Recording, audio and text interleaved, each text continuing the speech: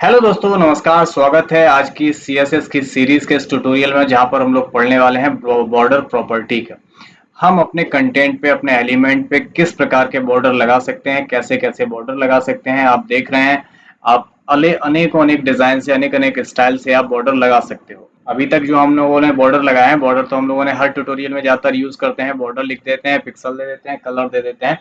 लेकिन बॉर्डर भी एक बहुत अच्छा टॉपिक है और हमारे पेज को एक स्टाइल देने का एक बहुत अच्छा तरीका है। तो इस ट्यूटोरियल में हम क्या क्या पॉइंट कवर करने वाले हैं। हम सीएसएस में बॉर्डर पढ़ेंगे, बॉर्डर की प्रॉपर्टीज देखेंगे, बॉर्डर की शॉर्ट हैंड प्रॉपर्टी देखेंगे और इंडिविजुअल साइट्स देखेंगे, बॉर्डर की एडवांस प्रॉपर्टीज भी देखेंगे। और इन सारी चीजों को एक एक से प्रैक्टिकल करके अच्छी तरीके से धीरे धीरे हम लोग यूज करके और समझ समझ के आगे बढ़ेंगे। बढ़ते हैं इस ट्यूटोरियल में आगे और देख लेते हैं सीएसएस में बॉर्डर के साथ आप क्या क्या कर सकते हैं। Let's begin this class.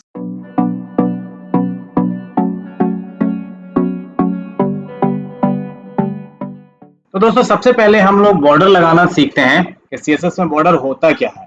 Border हमारे एलिमेंट, बॉर्डर का उपयोग करके किसी भी एलिमेंट के चारों तरफ एक लाइन लगाते हैं, जिसे हम बॉर्डर बोलते हैं।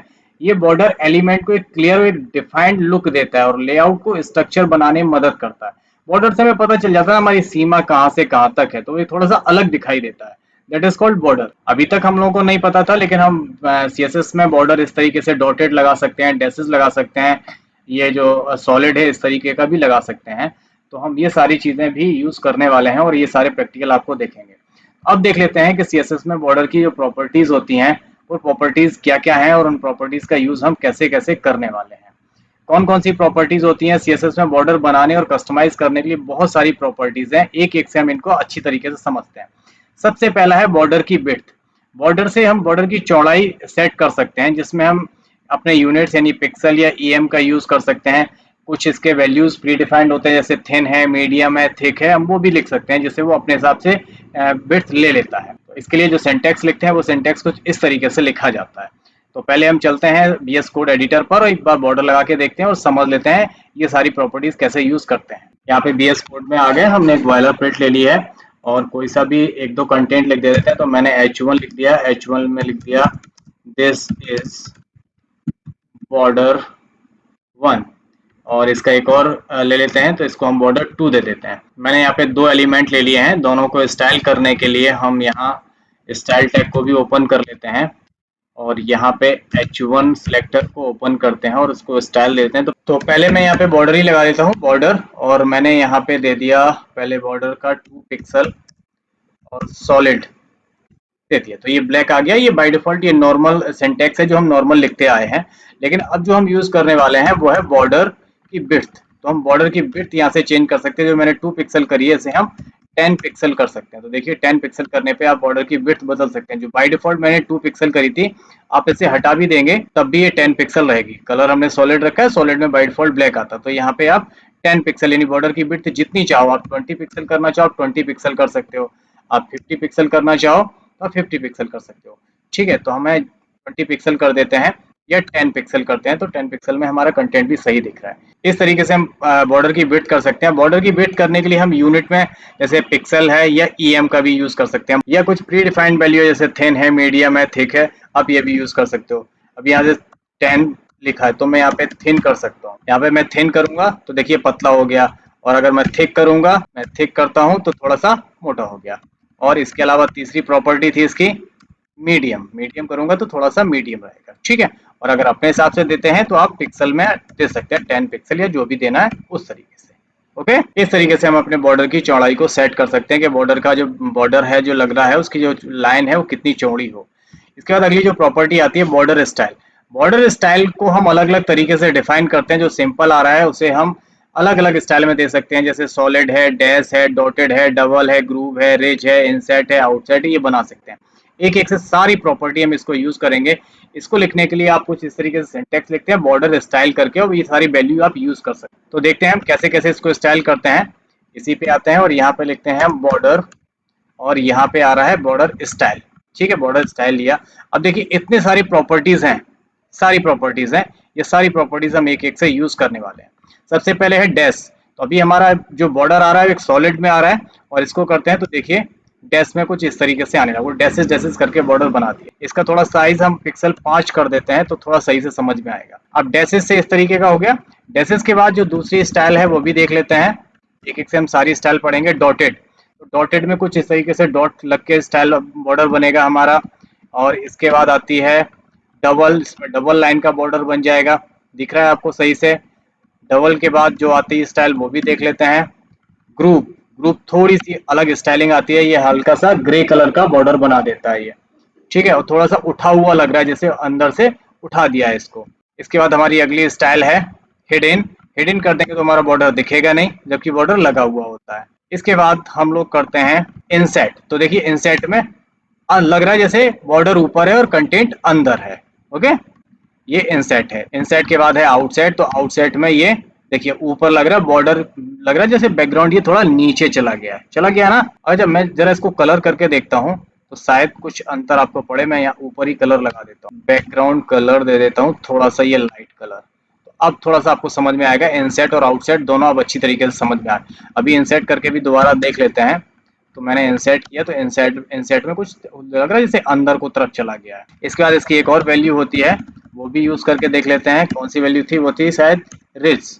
अब रिच में देखो कुछ इस तरीके का दिखाई देता है। ये सारी की सारी बॉर्डर की स्टाइल है। तो आपको जैसा भी आपके पेज के लिए सुटेबल बॉर्डर है, जो भी स्टाइल अच्छी लग रही है, आप अपने कंटेंट को उस तरीके के बॉर्डर की स्टाइल दे सकते हो। बहुत ज्यादा टिपिकल टॉपिक नहीं है, बड़ा इजी है और बड़ा इंटरेस्टिंग है और सरल भी है। बस प्रैक्टिकल जरूर करिए सारी की सारी वैल्यू का, तभी आप समझ पाएंगे इसको। इसके बाद हम इसकी अगली प्रॉपर्टी देखेंगे कि अगली प्रॉपर्टी में हम अपने बॉर्डर के साथ क्या क्या स्टाइल करने वाले हैं।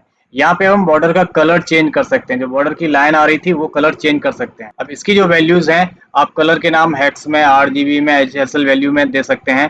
जैसे हम लोग लिखते हैं कलर रेड है या सॉलिड है, आप किस तरीके का कलर कर सकते हो। जैसे मैंने यहाँ पे बॉर्डर का कलर सॉलिड दिया हुआ है, तो अगर आप अलग चाहो तो अलग लिख सकते हो। जैसे मैंने यहाँ पे लिख दिया बॉर्डर और बॉर्डर का कलर, ठीक है। और तो बॉर्डर का कलर मैंने लिख दिया यहाँ पे रेड, तो बॉर्डर कलर रेड हो गया।